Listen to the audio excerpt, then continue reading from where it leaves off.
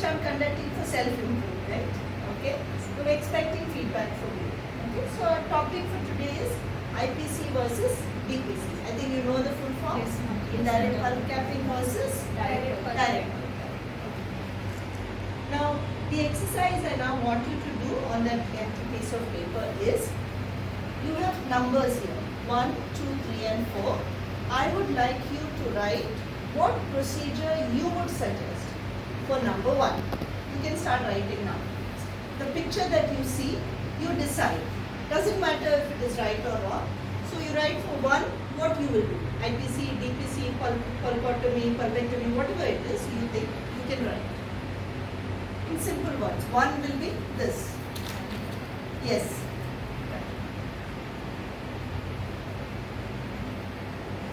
I hope the picture is clear, 2 especially. Yeah, you're done with 2? Yes, ma'am. 3?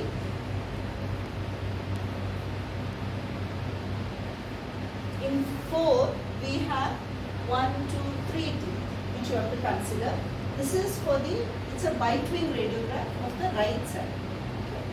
Just to help you identify the teeth. So in number 4, you will write tooth number 5, 4. Then this will be 8, 4 and 8, 5. Because it is of the right side, the bite-wing for the right side.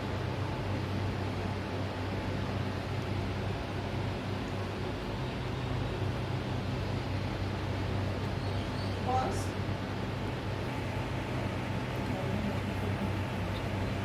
Alright.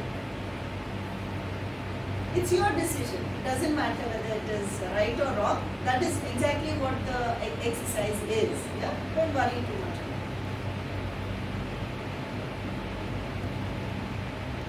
Alright, shall we continue? Yes, ma'am. What is your name, beta? Kajal. Sorry, Kajal.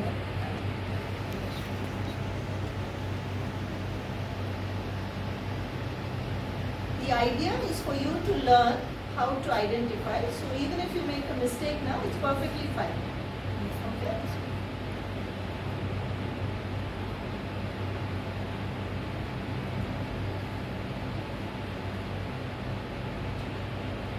So what are the learning objectives for today?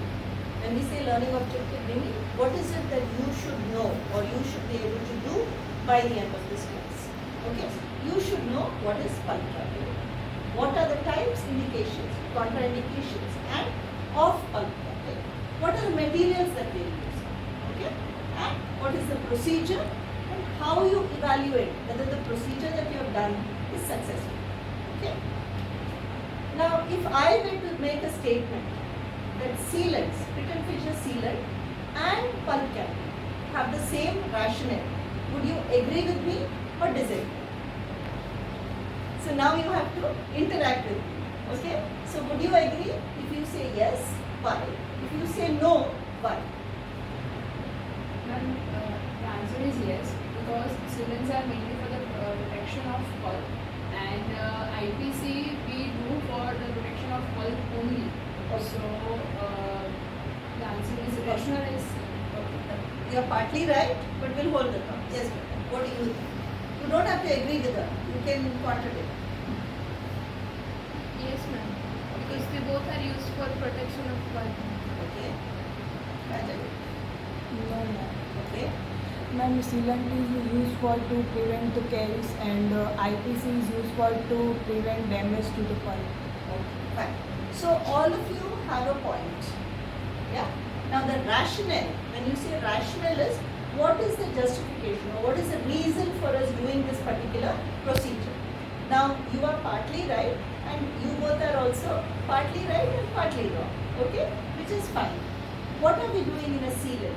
We are sealing the fissure, and the thought behind it is, even if there are microorganisms remaining, the fact that we have sealed it, we have sealed it with a pit and fissure sealant, will mean that the caries will not progress. Now this is not a statement made by me, but this is proved by literature. Lot of studies have been done and they have shown that the fact that you seal, the microbes will not get any sustenance, will not get any nutrition, so thereby they die slowly and there is no progression of caries. In IPC, the rationale is same. Yeah, true, we are protecting the pulp, but what are we doing? We are leaving some amount of caries. Some amount of, not caries per se, but a layer of affected dentine which may have microorganisms. But the thought is we are going to place a pulp capping to protect the pulp, like you said, and we are going to place a restoration. So what happens? There is no nutrition for the microorganisms. Thereby, we assume that caries will not progress. There are different scenarios there, but we are talking about the rationale. Many times we do procedures, but we are not thinking why we are doing that particular procedure. So that is the reason I put this so-called contradictory statement to know whether you understand why you do IPC. Okay? So now what is IPC? Earlier we used to do indirect pulp capping in 2 steps. That is why I have written 2 steps first, 1 step later. Okay? The thought was that you will remove some amount of caries, you will not expose the pulp, and then you will place dical or calcium hydroxide or any pulp capping agent and then place a temporary restoration. You will go back after 4 to 6 weeks, yeah, and then remove the remaining caries and then again repeat the procedure and give a permanent restoration. Now the thought was, like while I was studying BDS, we did not have excellent bonding materials like advanced composites or glass amalgam. Okay, there was limited use. Our restoration of choice was amalgam. So once you place an amalgam restoration, removing the whole thing is a big task. So to avoid that, we would do a 2-step. Now studies have shown that 1 step is more than sufficient. We have also understood that once we remove carious dentine, okay, we are only leaving the layer that is just above the pulp, which is called affected dentine. Now you know the difference between infected dentine and affected dentine. Yeah. So the affected dentine has very few microorganisms. Thereby, we believe that once you place a pulp capping agent and then place a restoration, you have a good seal, coronal seal, then that caries will not progress. Clear? Yes. Good. What is direct pulp capping? We have a slightly exposed pulp. I know this diagram is showing it as if it is very deep, but it will be only the 0.5 or less than 1 square mm of pulp exposed. The ideal recommendation for direct pulp capping is very good. Any other? Kajal? Alright. The only other one is traumatic exposure. Okay? If your patient has had trauma and there is just chipping away of the enamel dentine showing just a little bit of pulp and they've come to you early, we will talk about indications. That is the second situation where we can do a direct pulp capping. Now earlier there was a controversy about direct pulp capping in primary teeth, but now that controversy we have overcome because we have better materials. Okay. So these are the indications and contraindications. So ideally, if you have like minimal, layer of dentine that can be left, and the tooth does not have any signs and symptoms, then you would call it as an indication for IPC. Now, if there is pulpal pathology or you are seeing frank radiological signs and symptoms, there is a radiolucent bifurcation or fiber, there is mobility, there is resorption, root resorption, then we are not going to do IPC. That means the tooth should be healthy for us to attend IPCs. And same for direct pulp capping, only 2 classic ideal recommendations. One is iatrogenic exposure, which is well isolated, which is not cariously exposed. The second is a traumatic exposure, which is pretty sterile. Okay. We also know what is Sweck's pulpotomy. I think you have heard about it. Wherein in a traumatic exposure, they have shown that if you just touch the burr to the pulp that is exposed and then do direct pulp capping, it is more successful because you are removing the inflamed part of the pulp and thereby making an opportunity for it to heal well. Okay? And the contraindications which are applicable to both, that is pain, spontaneous pain, then you have mobility, PDL space enlargement, and the other contraindications like intraradicular precardial, which I mentioned earlier. Okay. So now, what factors we have to keep in mind? Okay. Key factors when we say, what is the meaning of a key? Yes, yeah. When you say key, that means it is something important. Without a key, you can't enter your home, you can't enter your room, correct? Yeah. So the key factor is endodontic diagnosis. Now, what is endodontic diagnosis? What we spoke about just now, the indications and the contraindications. That is, how healthy is the tooth. Now, when you do a case history, or rather you do a OPD, what do you write? You write treatment that is recommended. How do you decide on that treatment? Do you check the tooth? Yes. You check the history first. First you check the history. So that gives you a slight indication. Then you check the clinical. Then you check the radiology. So that is important for you to decide what is your treatment. You can't just directly say, okay, it is decayed, we'll do IPC. That is not how we decide, correct? So then the second factor is isolation. Now you have a large carious lesion, it is better to place rubber dam. Or you're thinking it's a deep lesion, we may expect for the pulp to be exposed. Better to place rubber dam. What is the importance of isolation? If you are isolated, then there are less chances that if the pulp gets exposed, it will be contaminated.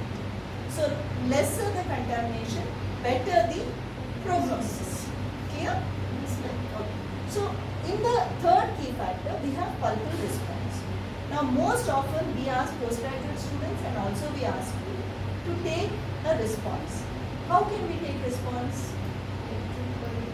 Very good. By electric pulp testing. What is the other way to take response? Heat and cold test. Very good. Heat and cold. Yes. Anything else? What are you asking the patient? You are asking the patient for history. What history are you asking? History about pain. Correct. History about pain. Do you have pain which is continuous? Do you have pain which is intermittent? Do you have pain when you drink something cold? Or do you have pain which continues through the night? What does it tell you? It helps you to differentiate between reversible and irreversible. It is very important. Because if you try to do pulp capping in a tooth which has irreversible pulpitis, then you have failed even before you start. Correct? You know that the tooth is not going to respond to your therapy. It is important that you do the right therapy at the right time. So now this is a simple decision making chart. Yeah, at some point if you want, you can take a pic of this. It is helpful for you here, it is helpful for you in the clinic. Yeah, so what happens? You have a deep carious lesion. Okay, what will you do? You will do pulp test in addition to the history. Then you will do a IOP, a radiogram, RBG, whatever it is. So you have two diagnoses that you can arrive at. Okay, one is the normal pulp, which can be reversible pulpitis. So what will you do then? Excavation of caries, remove infected, leave affected. Okay, followed by what they mean by pulpal blushing is, you know the blush on that you put for makeup? I think everybody knows what is blush on. If your friends tease you about a boy, you'll become Blushed. you'll become blush, you'll become red, correct? So that is called the pulpal blush. That is, you have removed all the infected dentine, and when you look at the tooth, you can see a slight shadow of the pulp. It is in primary tooth when there is resorption, it is called pink tooth. So you can see the dentine and enamel are intact, but you can see a slight reddishness. So that is called pulpal blush. Okay, not the blush that you put on your cheeks. Yes, so if there is no pulpal blushing, that means you have a good thickness. Lot of dentine is overlying the pulp, so you can easily do the restoration. But if there is pulpal blushing, then what do? We do indirect pulp cap.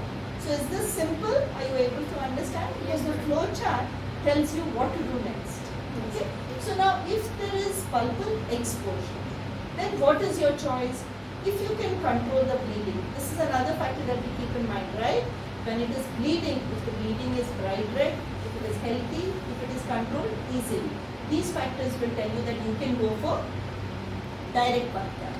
But if the bleeding is prolonged, you are not able to control it, hemostasis doesn't happen, or you have pus coming out, then it is a no. So you go for either endodontic therapy, or if the tooth is completely unrestorable, you go for extraction.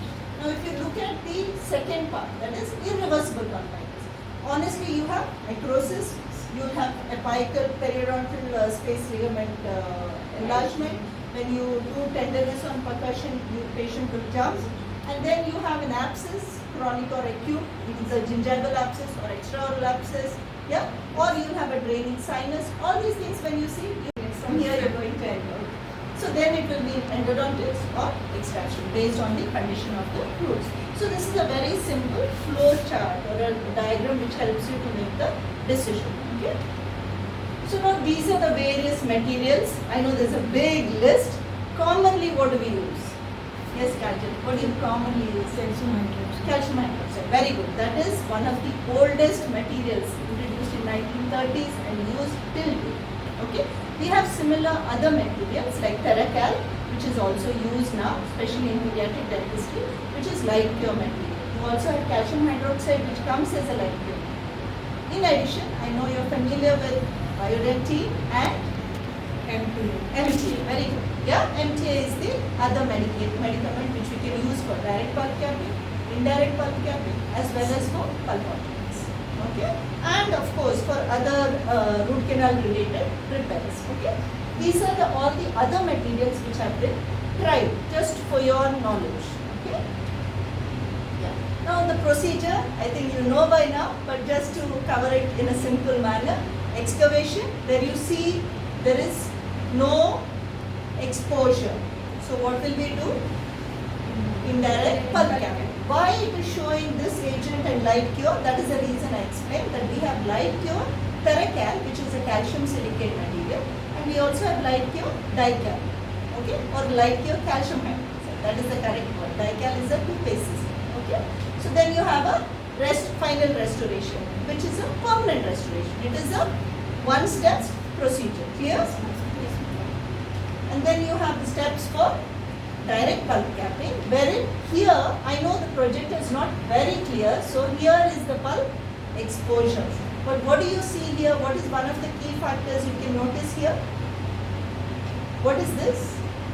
Very good. Yeah, so you have good isolation. And can you see, is there any overhanging caries, any overhanging dentinal or enamel walls? Nothing. So what does it mean? More likely your procedure is going to succeed, even when you do direct pulp capping. Though there is a lot of loss of tooth structure, that can be redone. Okay, so you will place the pulp capping material, direct pulp capping, followed by the restoration. Clear? So how do you evaluate? Once you do any procedure, before you do scaling, you have come from period. Before you do scaling, ideally we apply disclosing agent. And then that helps the patient as well as us to see the plaque present. Why do you do that? You want to know how much of plaque is present. So that when you do scaling and polishing and you finish, and again if you apply, maybe practically we are not doing it for every patient, but if you do it, then the amount of plaque will be very less or negligible. Correct? So the same way, evaluation is very important. I know we are not placing enough emphasis when we teach you during undergraduate program, but as interns you should do. Okay? So how do you evaluate? Clinically, you look for signs and symptoms. Now if you do indirect pulp capping or direct pulp capping, you are going to warn the patient. Correct? You are going to tell them if you feel what kind of pain. What kind of pain will give you an indication that your procedure is failing? What is the contraindication for pulp capping? Spontaneous. So you should connect like that. Yeah? How do you connect it? It's so easy to mug and then forget after you write it for exam. So you connect it like this. The contraindications or the indications for pulpectomy are the contraindications for IPC or DPC. Okay, so connect it like that. Patient comes back with nighttime pain. Patient comes back with continuous pain. Yeah? Patient comes back with tenderness and mobility. You know that your procedure has not been successful. But if none of those are there, clinically you know your procedure has succeeded. You will follow up. Radiologically, what will you do? We have here an ideal area where there is enough dentine present. They have done indirect pulp capping in both these teeth. They have followed up for 3 months, 6 months, 9 months, 18 months. Can you see something here? What is that? What is the objective of pulp capping? What do you want? Prevent the caries That is one. progression and Second, protection Pulp of- exposure. We are preventing, that is done. But what are you expecting the calcium hydroxide or any medicament Form to a do? dental bridge. Very good, excellent. So you want a secondary dentine bridge formation.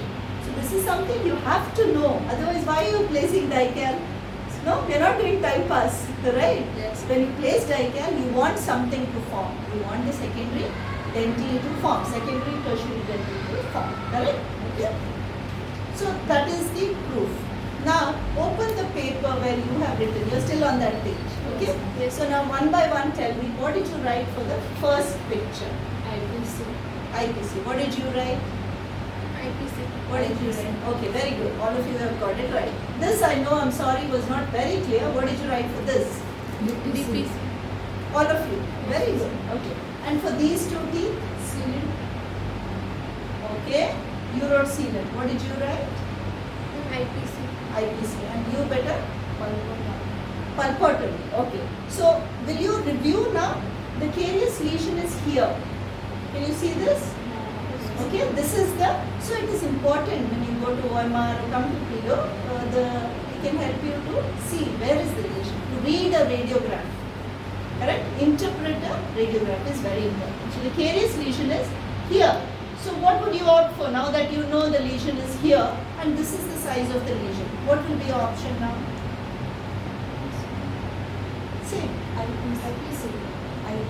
All of you unanimously agree it will be IPC. Very good. What about here? What will you do here? We'll say this is 8-4. And the lesion is still there in the pulp also. So What is this? For Can you see this? yes, ma'am. What is this? What have you written for this too? Tell me. For the lower pulpectomy. Okay, for this one. Yes. ma'am. Very good. For this one, this is 8-5. What have you written better for 8-4? Ma'am, for 8 for DPC. DPC. Kajal, you have written? Not written. What do you think?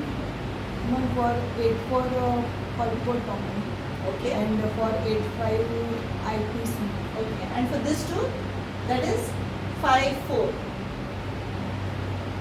The lesion is not well defined. It is very large and probably including the Medication. pulp. Yeah. So what would we do for that? Pulpectomy. Yeah. And this one, you can see this caries lesion here. What would you do for that? IPC.